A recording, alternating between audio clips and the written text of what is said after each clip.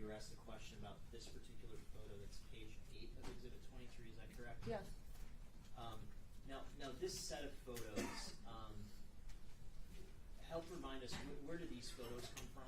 This was evidence photos from a search warrant executed on January 17th Okay, and of 2022. at the time that this search warrant was executed, was DPD homicide involved in this investigation yet? No. And at the time that this search warrant was executed, had the defendant come forward with any statement to the police about, in fact, being with Zion Foster in this particular home? No.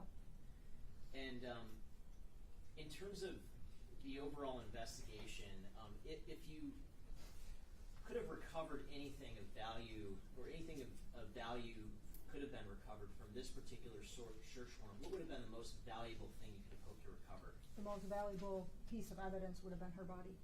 Okay. And I also want to show you part of what's been admitted as Exhibit 46, and specifically the video from January 6th of 2022.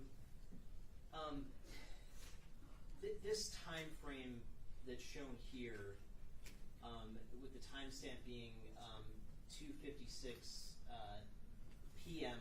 on the system time, what is the relevance of this general time surrounding that point in time? That the defendant's phone also put him at that location at this time. Okay, and to be clear, this particular vehicle, do you know whose vehicle that is? No. Okay, and can you say with any certainty whether the defendant was in that vehicle? No. Okay. There were some questions about the requests for certain items to be submitted to the Michigan State Police Laboratory for analysis, correct? Yes. Can I ask, how long has this case been pending? This case, since the defendant's arrest in June of 2023. Okay, and during the time that this case has been pending, are you aware of, or did you receive any requests by the defense to get any items analyzed at the laboratory? No. Okay. There are some questions about Vertez Gonzalez's testimony at the preliminary exam in August. Yes. And after that testimony, did you make any efforts to determine whether there might be any other recent records, medical records from Zion Foster in existence other than the Henry Ford records that we've already discussed at length? There was only one record from Henry Ford. Okay, and did you check with anyone to determine whether there could be any other recent providers that may have provided care to Zion?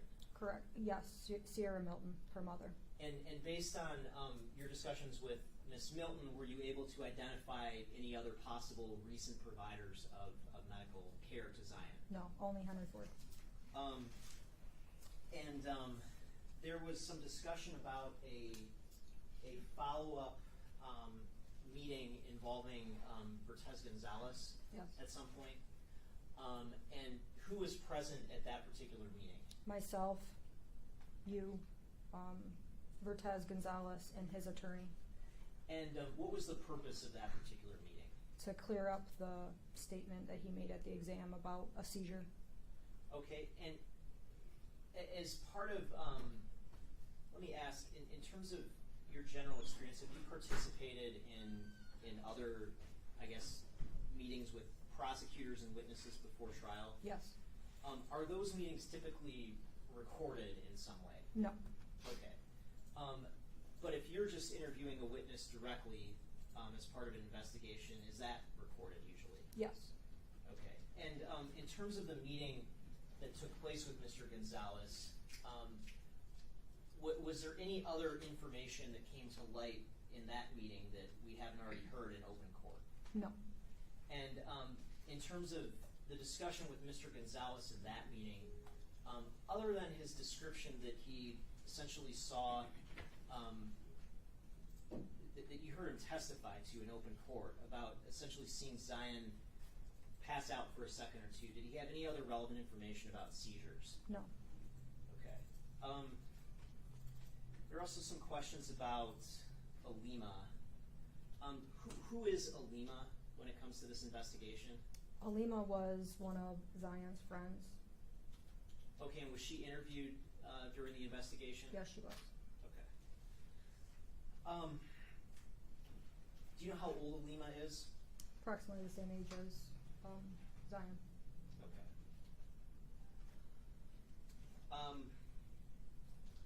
There were some questions about alleged threats to certain people. When it comes to Katrina Smith, did you personally become aware of any sort of, let's say, actionable information about her being threatened? No. What sort of information did you have about threats when it came to her? I just remember hearing that, people had known about what happened from the case and were making comments on, I'm guessing social media, making comments about how they would get to her. Okay, and were you aware of any specific people? No. Were you aware of any specific comments? No. Were you aware of any specific threats that were made to her? No. Are you aware of whether she ever made a police report about these supposed threats? Not that I'm aware of. If such a report had been made, what would be the process for investigating a threat? Would that be something that homicide would do? No. Who would handle a report about threats of that nature if it were made in Detroit? So each precinct has a precinct detective unit. So for crimes that are not quote unquote major crimes, they're handled by the precinct in which either it's reported or the incident happened. So a precinct detective unit would handle that.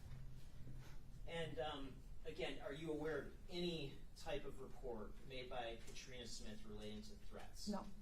How about for Angela Milton? Did you ever become aware of any actionable information about Angela Milton being threatened? No. Were you ever aware of anything specific about any supposed threats that were directed at her? No. What sort of information did you have, if anything, about threats when it came to her? Like I said, I don't remember the interview exactly, specifically for Angela Milton. Okay, and her interview, she was one of approximately how many people interviewed in connection with this case? Countless.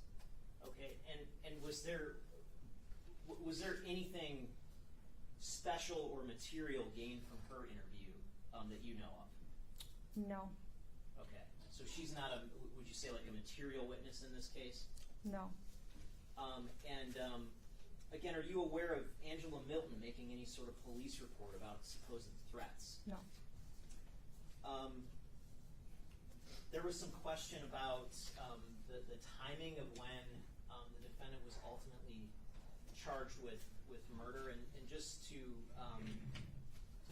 remind us, when was the murder charges, the charges that he's on trial for, when were those charges filed? I believe it was June 12th, 2023. Okay, and his last formal statement that he made up until that point was when? I believe it was June 10th, 2022. Okay, and so what was the reason for waiting to have him charged with homicide during that time? So the landfill search hadn't concluded. During the end of the landfill search, a witness had come forward that wanted to offer information. So again, the investigation continued. So between interviewing the witness, conducting other search warrants, waiting for the returns on that, that's why. Okay, and so it sounds like there were other leads that were being chased down in that time? Yes. And at some point, you were part part of the effort to get charges authorized, correct? Yes. And what's your role in that process when it comes to getting charges authorized? I submit a final, we call it an investigator's report, and we submit it to the prosecutor's office, determine if charges are going to be issued or not. Okay, and then charges were issued, you said, in June of 2023, correct? Yes. Okay, thank you. I have nothing further. Briefly. Now, Detective, you just testified that you were aware that comments were being made to Katrina Smith on social media in the way of threats, correct? I remember, and I say comments, I'm not sure if, and that's how I see it, as like it would be social media, because the word comment is usually a direct. Okay, but that was your testimony that you remember some comments being made to Katrina Smith, correct? Yes. Okay, and you never researched these comments or checked about these comments, did you? No. Okay. Now, as far as if a police report was generated, you wouldn't know because you never checked, correct? I have searched Katrina Smith's name, and there was no threats report made. When did you check her name? Several times throughout the investigation, as well as I searched his Okay. name as well. Did you check his mother's name through the search? I don't recall. Okay. So if there was a police report that was generated by her mother, by his mother, you wouldn't know if it exists or not, correct? Yeah, correct. I'm not aware of a threats Okay. report. Now, you stated that there was no actionable, I guess, evidence to support this. The reason why it wasn't actionable because you didn't dig deeper and do additional research to substantiate these threats, correct? Correct. Okay. And had you did additional research, you might have found something that was actionable, correct? Objection calls for speculation. Had you did deeper investigation, it's possible that you could have had some information that was actionable, correct? Yes. Okay.